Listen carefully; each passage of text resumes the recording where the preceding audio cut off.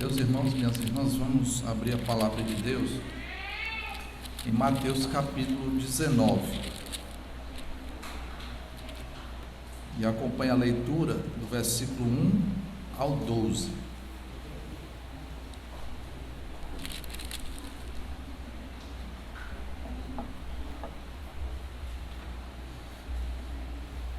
Irmãos, uma palavra de esclarecimento, talvez cause estranheza, porque a gente seguindo a sequência, nós trabalharíamos hoje o capítulo 26 de Mateus, mas eu saltei há vários meses os 15 primeiros versículos do capítulo 19, então chegou o momento da gente parar e voltar atrás, né?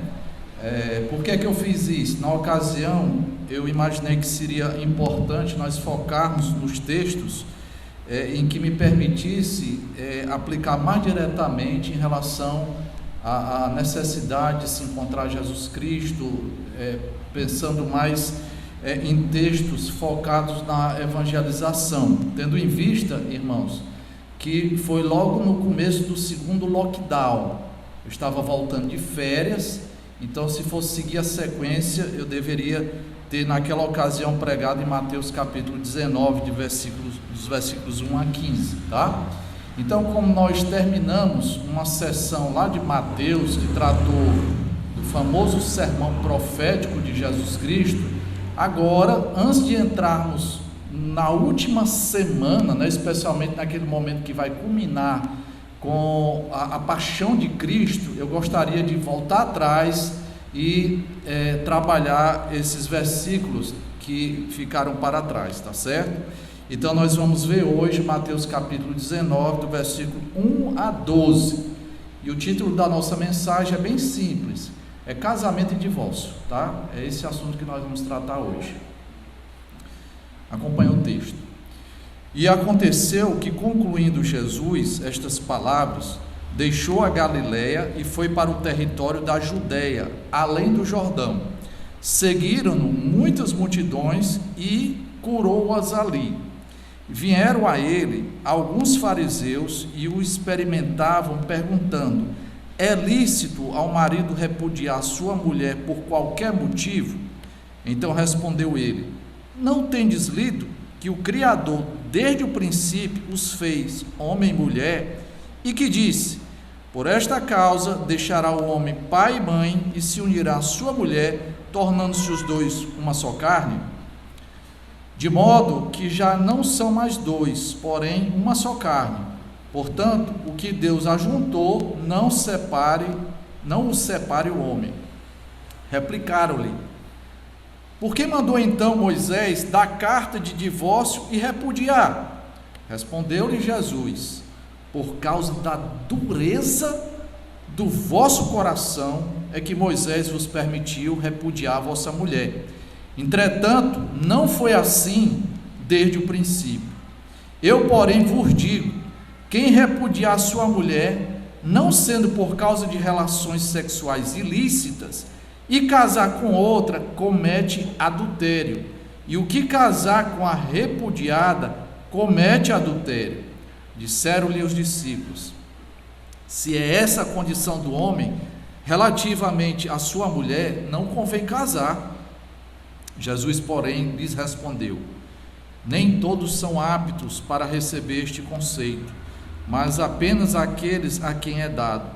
Porque há eunucos de nascença, há outros a quem os homens fizeram tais, e há outros que a si mesmos se fizeram eunucos por causa do reino dos céus. Quem é apto para o admitir, admita. Até aqui a palavra do Senhor, irmãos. Podem sentar-se e vamos ter um momento de oração, 2 orações voluntárias, pedindo para que o Senhor nos ilumine. Oremos. Santo eterno Deus, nós somos gratos, Senhor, por mais uma oportunidade de tua casa, para nos alimentarmos, ó Pai, com a tua palavra, para nos fortalecer, Senhor, nos teus ensinamentos. Ó Deus de amor, Deus misericordioso, rogamos, Senhor, que o tenha, Pai, nos iluminar agora, Senhor,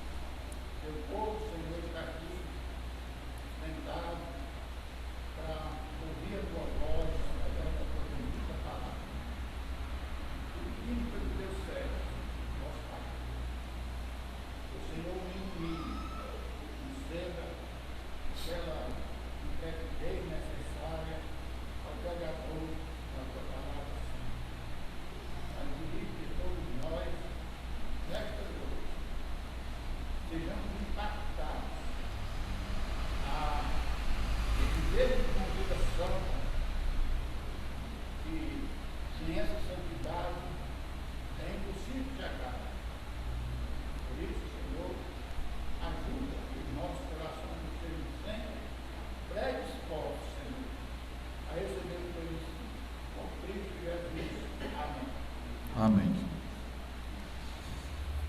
Irmãos, eu aprendi com os pais reformadores que é saudável trabalhar com a Igreja do Senhor uma exposição sequenciada dos livros da Bíblia. Os irmãos sabem que isso é uma característica do meu ministério.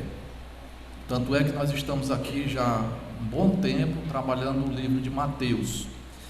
E por mais que eu tenha saltado esse texto, não dava para fugir dele. Em algum momento eu teria que retornar a esse texto.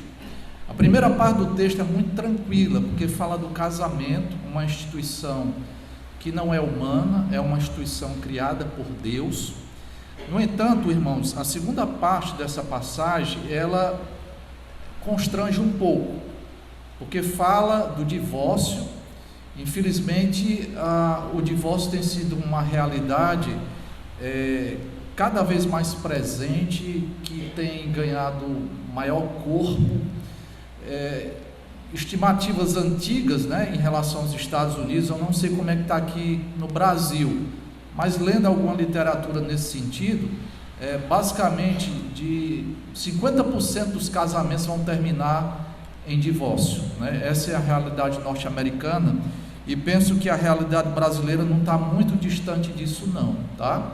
E isso não é coisa do mundo, irmãos. Essa realidade é presente entre os evangélicos, Até então, o casamento entre os evangélicos era bastante diferente do que acontecia no mundo em derredor, Os casamentos conseguiam perdurar, mas infelizmente isso não tem acontecido.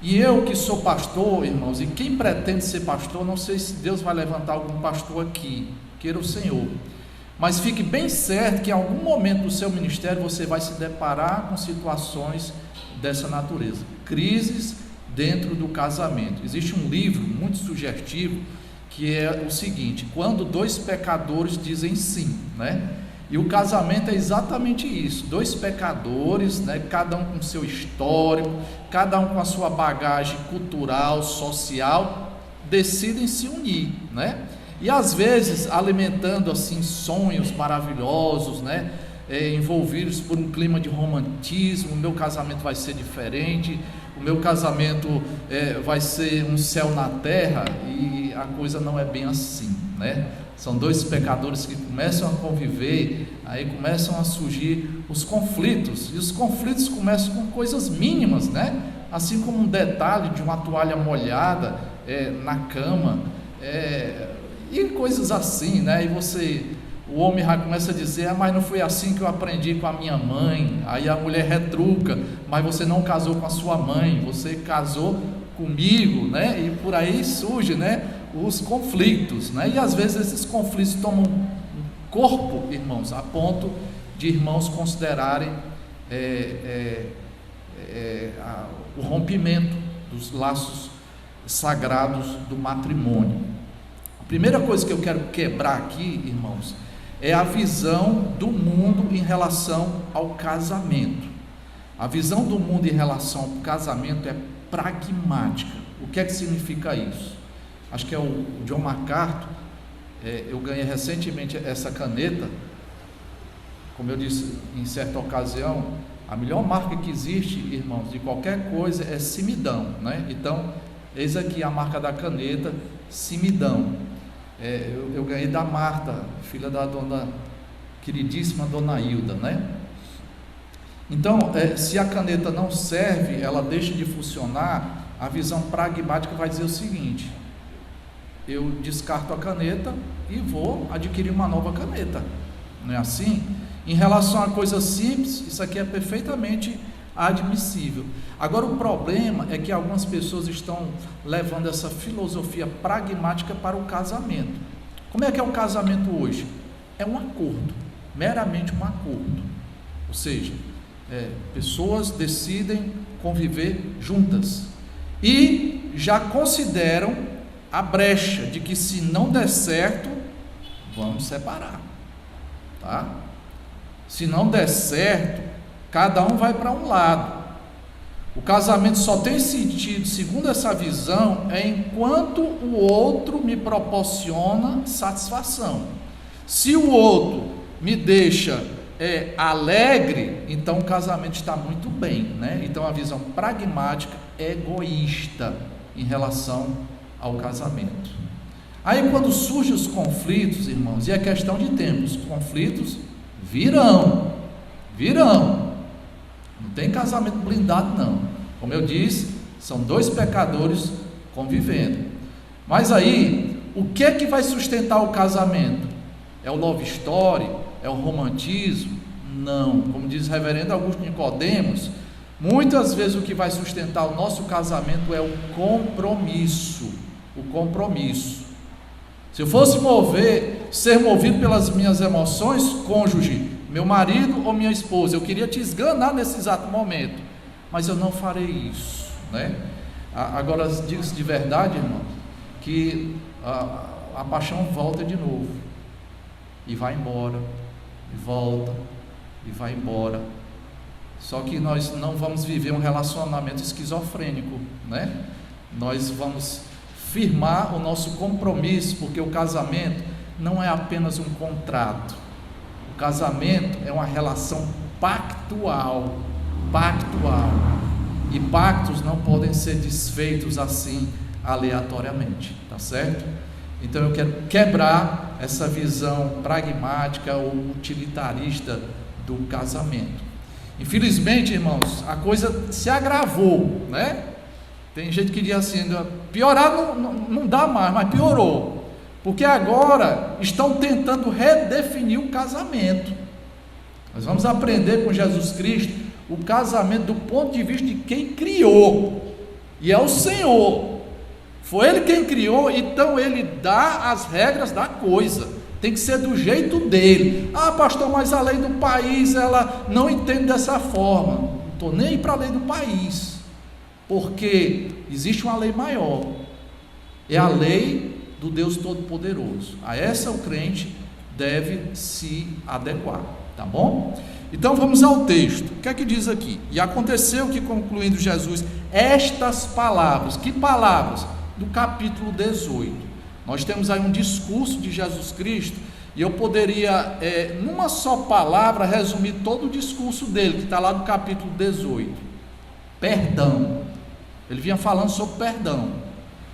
Interessante isso, né? Jesus Cristo acabou de falar de perdão, aí em seguida o autor sagrado, que é Mateus, que está escrevendo esse evangelho, ele em seguida vai falar do assunto do casamento.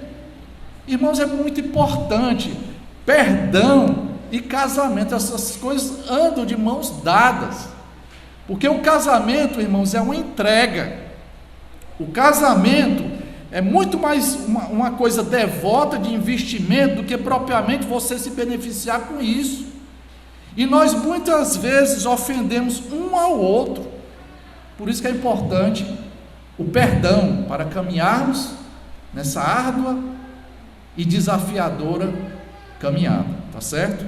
Então, concluindo Jesus estas palavras do perdão, aí ele diz aqui em que ocasião ele disse isso, ou seja, na região ainda da Galileia, era a região de Jesus, né? Jesus Cristo se criou na grande região da Galileia, lá na cidade de Nazaré.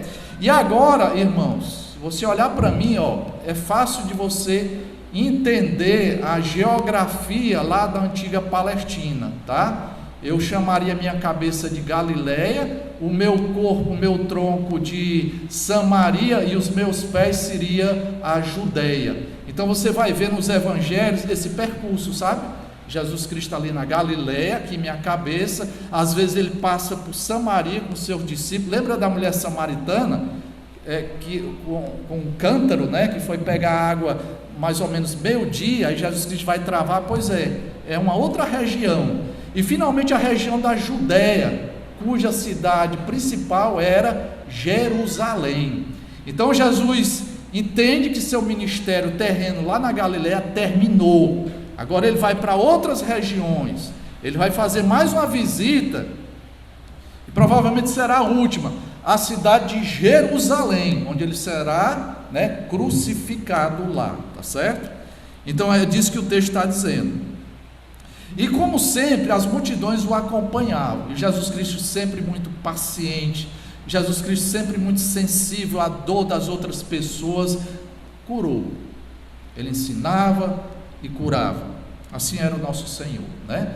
Lembrando, irmãos, que o que nós vimos aqui pela manhã, uma obra muito importante do Espírito Santo de Deus, que é a regeneração, e o Santo Espírito nos regenera para que nós sejamos pessoas santas, né? Essa é uma grande prioridade de Deus para as nossas vidas. Nós precisamos ser santos, e nós aprendemos que ser santo é ser um imitador de Cristo. Cristão é assim, é um pequeno Cristo, é alguém que imita Cristo. Então perceba que Jesus Cristo, ele dava pão, ele se preocupava com a terapia de pessoas que estavam precisando disso. Então nós também devemos ser assim, não somente pessoas do discurso, mas pessoas também da ação, né? Nos preocupando uns com os outros. Muito bem lembrado pelo presbítero a situação do pequeno Derek, uma criança que está nesse exato momento internada lá no Albert Sabin, né? Essa família está lá, os pais pediram oração. É claro que nós vamos orar, temos que orar, mas a nossa ajuda pode ir muito mais do que isso, tá certo? Então santificação tem tudo a ver com isso. Aí entramos no assunto propriamente dito.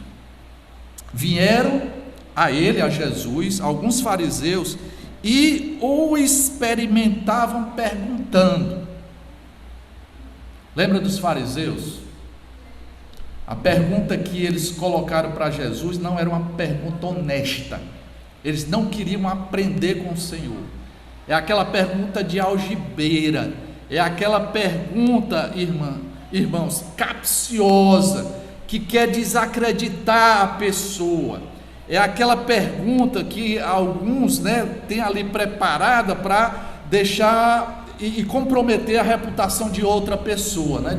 Enquanto a gente vê pessoas assim, alunos, né, que querem deixar o seu professor numa situação difícil.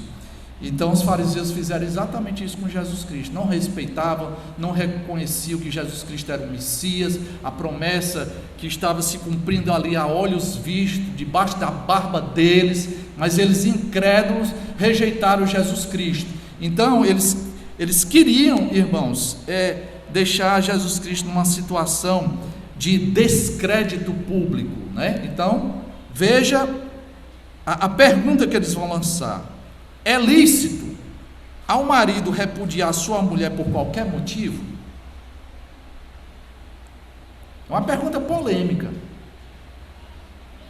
E quem está mal intencionado joga esse tipo de pergunta. Eu quero ver o negócio pegando fogo. Porque, dependendo da resposta de Jesus Cristo, ele vai ficar em maus lençóis. Havia naquela época, irmãos, e esse assunto do divórcio sempre foi controvertido. É um assunto muito antigo. E na época de Jesus Cristo, os fariseus, eles não chegaram em comum acordo. Havia pelo menos duas grandes escolas que tinham posições diferentes a respeito do divórcio. Havia uma escola mais conservadora, de um rabino, chamado Shammai, e esse rabino, ele era bem mais rigoroso em relação à questão do divórcio. Você não pode se divorciar por qualquer coisa, não. Tem que ser algo muito sério. Se aconteceu o adultério, então você pode se divorciar. E havia uma outra escola, irmãos, que era bem mais liberal, sabe? Eles diziam o seguinte: coitado da mulher naqueles dias. Se a mulher queimar a comida, né? Geralmente os pregadores usam essa ilustração. E o marido se irritar com aquela situação, aí ele dá carta de divórcio. Havia inclusive rabinos que defendiam que se o marido avistasse uma mulher muito bonita, e essa mulher muito formosa chamasse a atenção dele, ele poderia se divorciar da sua atual esposa para contrair novas núpcias com essa mulher muito bonita, né?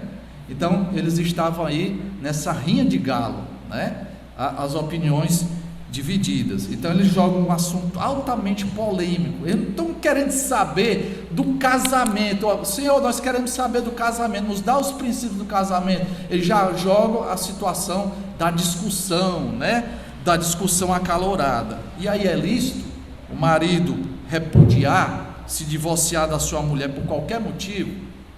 Aí Jesus Cristo, irmãos, com muita sabedoria, ele vai nos levar até o princípio de todas as coisas.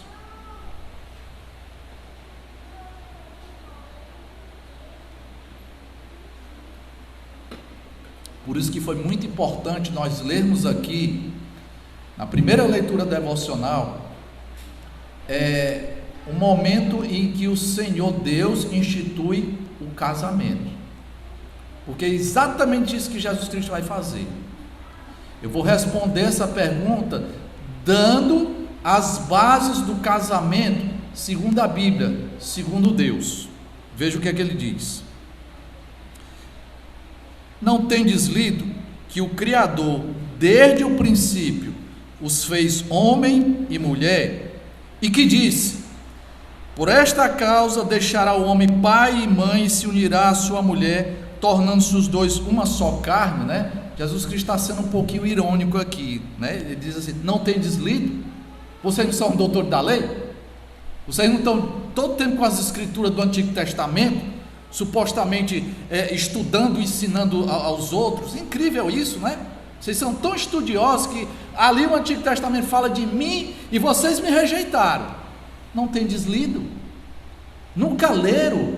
Lá no livro de Gênesis, irmãos, o livro de Gênesis é tão importante. O Francis Schaeffer disse em certa ocasião que se ele tivesse 1 hora para falar e compartilhar o evangelho com outra pessoa, ele gastaria 50 minutos somente no livro de Gênesis, porque ali no Gênesis nós temos as principais doutrinas da fé, que foram simplesmente sendo desenvolvidas ao longo de que a revelação de Deus chegava com maior clareza. Nós sabemos pelo livro de Gênesis que nós não somos um produto do acaso, que o homem não é um produto evolutivo, que Deus é quem criou todas as coisas do nada, que Deus é quem criou a família.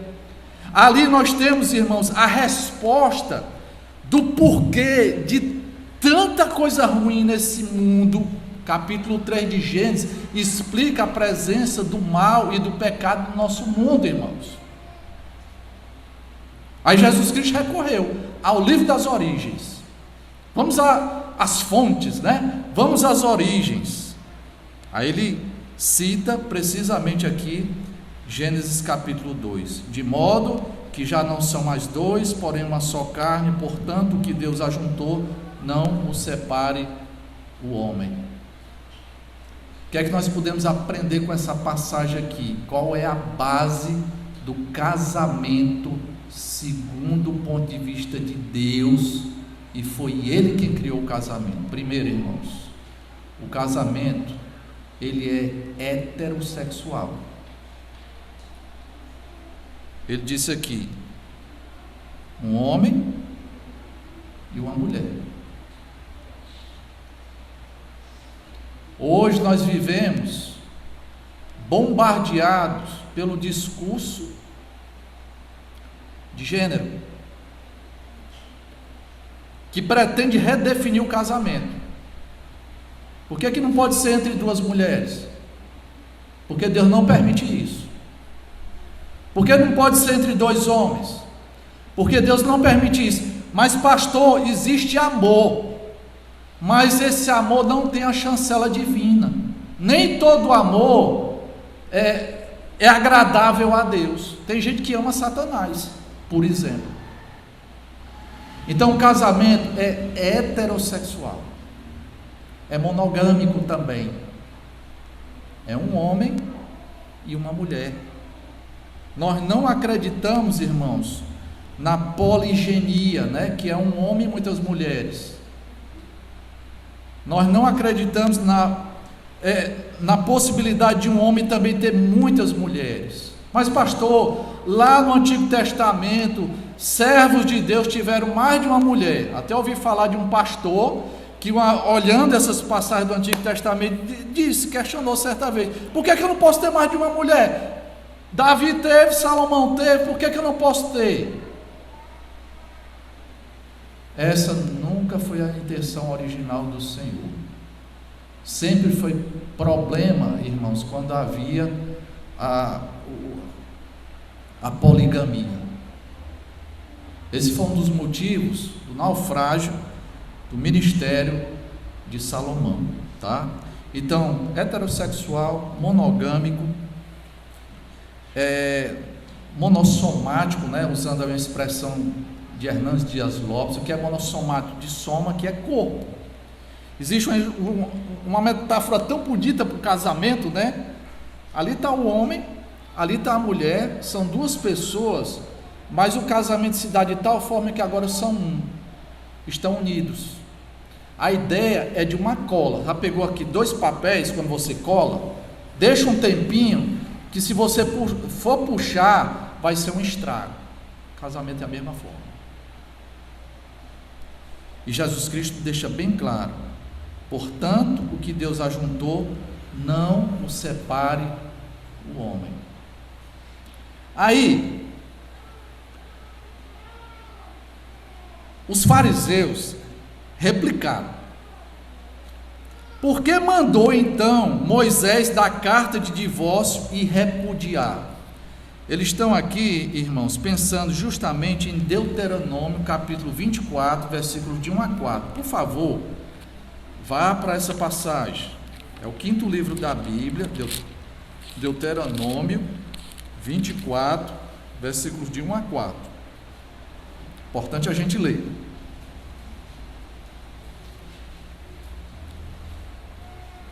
Ele já estava muito bem preparado, viu, os fariseus. Se um homem tomar uma mulher e se casar com ela, e se ela não for agradável aos seus olhos, por ter ele achado coisa indecente nela, e se ele lhe lavrar um termo de divórcio e lhe o der na mão e a despedir de casa, e se ela saindo da sua casa for e se casar com outro homem, e se este aborrecer e lhe lavrar termo de divórcio, né? Ele coloca uma situação aqui de uma mulher que se separa 2 vezes. E se este aborrecer e lhe lavrar termo de divórcio e lhe o der a mão e a despedir da sua casa, ou se este último homem que a tomou para si por mulher vier a morrer, então seu primeiro marido que a despediu não poderá tornar a desposá-la para que seja sua mulher, depois que foi contaminada, pois é abominação perante o Senhor. Assim não farás pecar a terra que o Senhor teu Deus te dá por herança. O que é que estava havendo aqui, irmãos? O divórcio nos dias de Moisés era uma coisa indiscriminada. Então foi necessário que Moisés disciplinasse isso. De que forma? Se você olhar para sua mulher e algo não for agradável, mas em que sentido não ser agradável? Porque você achou nela uma coisa indecente. Aí aqui é que está a discussão. Você lembra dos 2 grupos que eu falei aqui? A grande discussão era identificar o que é essa coisa indecente. Porque uns diziam coisa indecente é adultério. Então, se a tua mulher adulterou, então nesse caso especificamente, só nesse caso você pode conceder carta de divórcio. Aí outro ramo dizia o seguinte: não, coisa indecente pode ser muita coisa. Pode ser uma mulher relaxada, que não cuida bem da casa, que não cuida bem dos filhos. Eu chego em casa, a comida não está pronta, porque ela está lá na vizinha, né, tricotando. Então, é uma coisa indecente, isso é uma vergonha. Eu vou me separar dessa mulher. Agora eu vou lavrar a carta de divórcio, pode ir, muito obrigado. Os fariseus jogaram esse texto em Jesus. Aí, irmãos, perceba o que Jesus Cristo vai dizer. Os fariseus disseram que era mandamento, mas isso não é um mandamento, é uma permissão. E Jesus Cristo vai explicar o porquê de Moisés ter concedido essa permissão. Primeiro, ele quebrou com essa ideia de qualquer motivo você se separar. Às vezes acontece, né? Briga de casal, aí está lá o marmanjão, barba na cara, na casa da mãe. Que foi, meu filho? Briguei com a mulher, vou me separar. Aí mãe, né, que tem um coração grande, abre, pois fica aqui. Não pode, rapaz. Não pode ser assim. Olha o que é que Jesus Cristo vai dizer. Os fariseus: por que mandou Moisés dar carta de divórcio? Respondeu Jesus: por causa da dureza do vosso coração é que Moisés vos permitiu. Não é que porque aconteceu uma situação realmente indecente, agora você necessariamente tem que se divorciar. Isso não é um mandamento. Isso pode acontecer por causa da dureza do vosso coração. Aí Jesus Cristo deixa bem claro: entretanto, não foi assim desde o princípio. Que princípio? Desde a criação do mundo, quando Deus criou Adão e Eva. O casamento, irmãos, é companheirismo. Estava ouvindo um pregador e ele dizia exatamente isso. O casamento é companheirismo. Lembre-se que quando Deus criou, e sempre a avaliação de Deus era assim: e tudo era muito bom, e tudo era muito bom. Mas quando ele olhou para o homem sozinho, ele ainda mandou que o homem nominasse todos os animais, e todos em casais. Aí Deus disse assim: e não é bom que o homem esteja só, far-lhe-ei uma companheira que lhe seja idônea. Casamento é isso, irmãos, é cumplicidade, é companheirismo, né? É uma bênção muito grande. É uma rosa, mas toda rosa tem seus espinhos, né? Então, para a gente pegar numa rosa, a gente precisa pegar com muito cuidado. Olha como tem reação, né? Os irmãos já ficam comentando. É um assunto complicado.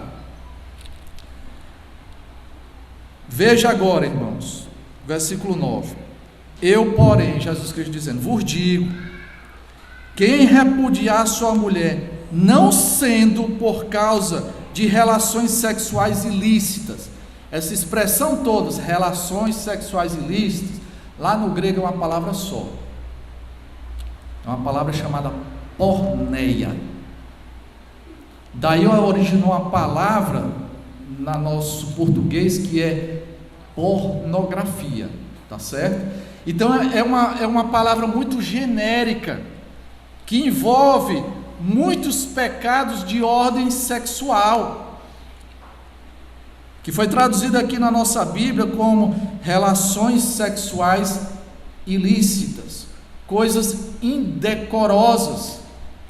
O que são essas coisas indecorosas? O adultério está incluído, mas pode ser muitas coisas, irmãos, como bestialidade, lesbianismo, homossexualismo, pode ser muita coisa, até o chamado sexo virtual. O Dr. Sproul considera essa possibilidade, né? O sexo virtual. Então isso se caracterizaria como relações sexuais ilícitas, né? Nesse mundo de virtualidade que nós vivemos. Então, nessa situação, é possível o divórcio. Jesus continua: e casar com outra comete adultério. Se não se tratar dessa situação especificamente de relações sexuais ilícitas, se você repudiar a sua mulher, ainda que você tenha o respaldo da lei do país, ainda que o cartório, o juiz diga lá, não, está tudo quito, pode se casar de novo, você continua casado para Deus. E se você se casar de novo, você está numa situação de adultério. Aí os discípulos, irmãos, diante do ensinamento de Jesus Cristo, eu sei que eu estou causando tristeza para alguns, Mas há esperança, tá? Aguarda o final do sermão. Se essa é a condição do homem relativamente à sua mulher, não convém casar. Essa foi a resposta do discípulo. Se é assim, se a gente está preso para todo sempre com essa mulher aí, é melhor não casar. Irmãos, é uma reação exagerada. Se você não tem o ótimo, aí você vai desprezar o bom. Não faz sentido isso. Mas os discípulos tiveram essa reação. É melhor ficar solteiro. Eu quero lá casar, né? Deixa eu dizer uma coisa para você. Se você me procurar, e eu como pastor presbiteriano, como alguém que tenho que estar debaixo dos ditames da palavra de Deus, e você quiser ouvir da minha boca, né, e você descascar, né, todo aquele rosário, dizendo, olha, minha mulher, pastor, você não sabe quem é ela, ou então a mulher dizendo, pastor, tu não conhece aquele homem, ele é uma bênção dentro de casa, mas é um demônio dentro de casa, aliás, ele é uma bênção na igreja, em casa ele se transforma, é um animal feroz, é um lobisomem.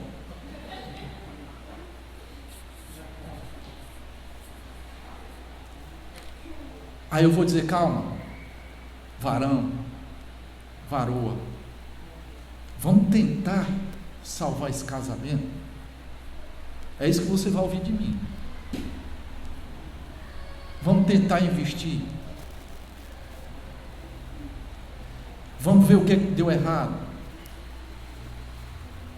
Para você guardar a ilustração na sua cabeça, quando você pensar em casamento, pensa num barquinho.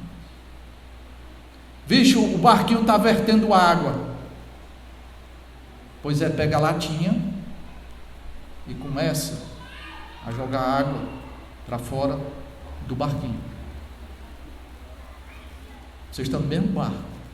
Não dá para pular fora não. Flavinha, quando tu for casar, e é bom casar. Essa mulher aí, eu já estou casado 15 anos. Pergunta para ela, às vezes ela quer me esganar. E eu a ela. Mas vale a pena. Mas Flavinha tem que ser pé no chão. Não somente a Flavinha, todos nós aqui. Tem que ser pé no chão.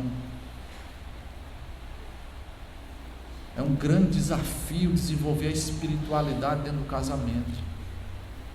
Lembra quando nós tratamos aqui do enchimento do Espírito Santo? Em que contexto o apóstolo Paulo trata do enchimento do Espírito Santo? Sujeitando uns aos outros. Como assim? Marido, ame a sua esposa como Cristo amou a igreja. A mulher sendo submissa ao seu marido, né? Então ele aplica o enchimento do Espírito Santo, a plenitude do Espírito Santo a partir dentro das nossas próprias casas. Sendo assim, não vou casar. Jesus, porém, respondeu: olha, tem alguns casos que de fato são exceções que confirmam a regra. Nem todos são aptos para receber esse conceito, mas apenas aqueles a quem é dado.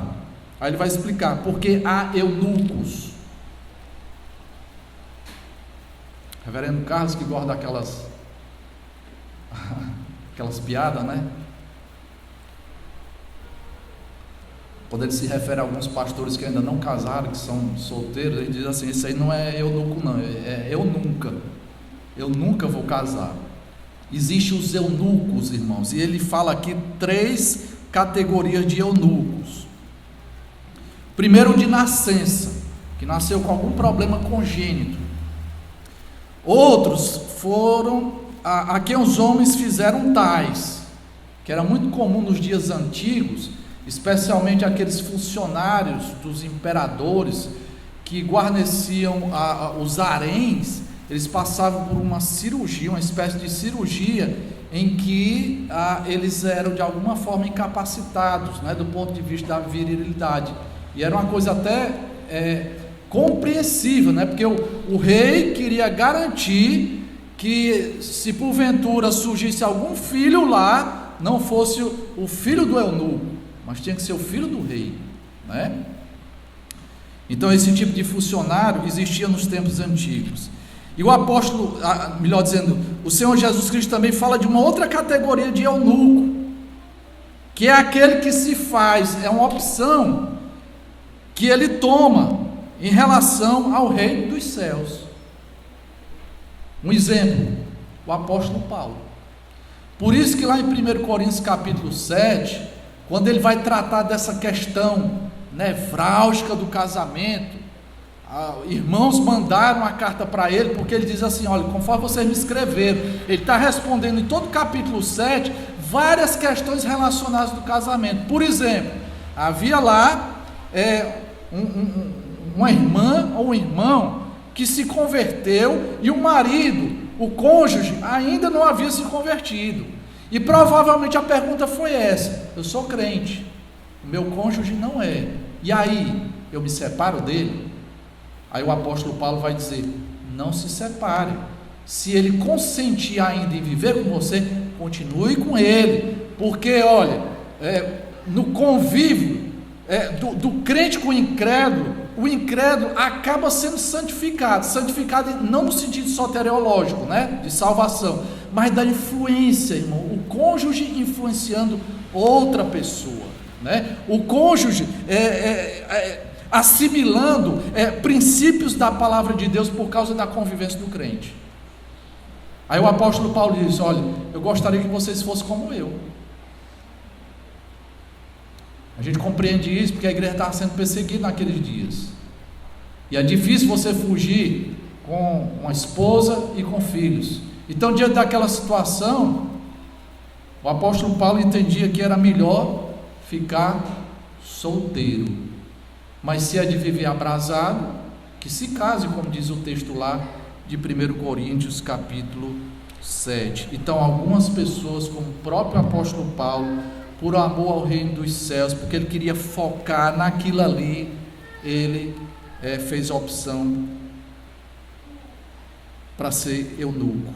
Quem é apto para admitir, admita. O que é que nós podemos aprender com esse texto, irmãos?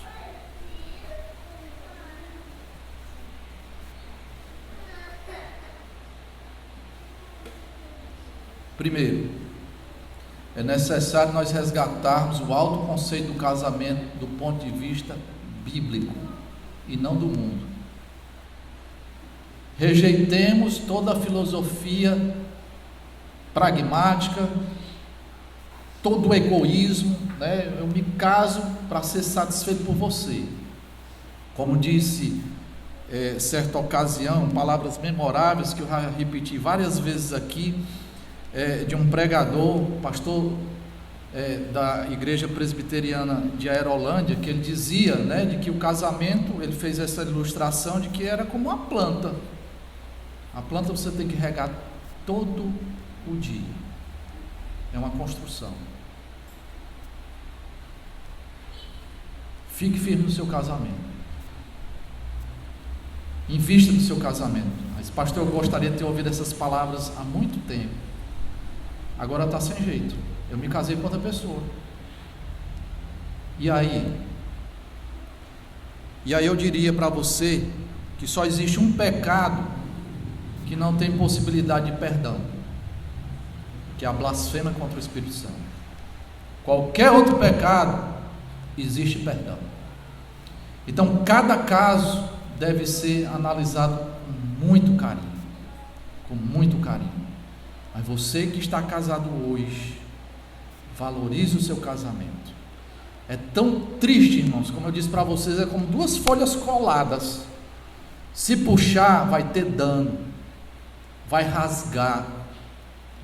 Às vezes eu fico olhando para crianças que não tem nada a ver, porque os seus pais não conseguem se entender, o dano que isso gera na cabeça de uma criança.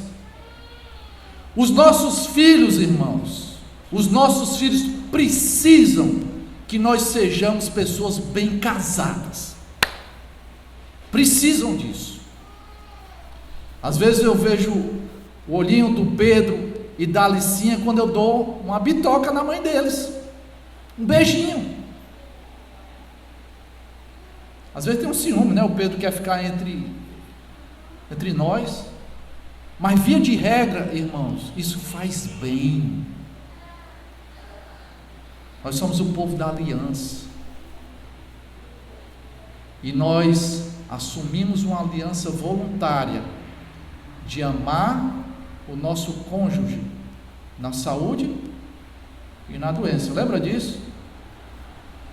Na abundância, na escassez.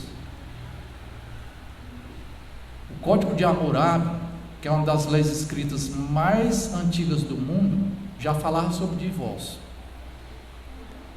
E um dos artigos lá, se é que a gente pode falar de artigo, dizia o seguinte: se a sua mulher tiver alguma doença incurável, você, homem, está livre para se divorciar e se casar com outra pessoa. É assim com o cristão. Está doente, você vai cuidar. Tem um ilustre pregador, ilustre teólogo, lá de Princeton, que ele casou-se, e na noite de núpcias dele, sabe o que foi que aconteceu? Um desastre. A esposa dele foi alvejada por um raio, literalmente um raio, e essa mulher ficou inválida por toda a sua vida. E sabe o que é que ele fez? Ele não teve nem direito à noite de núpcias, mas ele cuidou da sua esposa por toda a sua vida. E ele dizia, quando ele recebia convites, isso é muito comum entre os pastores: me pregar aqui na minha igreja, pastor, prega aqui na minha igreja. Ele sempre colocava um critério: eu vou pregar na sua igreja, desde que seja perto da minha casa, porque eu tenho hora para cuidar da minha esposa, para dar a alimentação dela, para dar o banho dela. Isso é o casamento.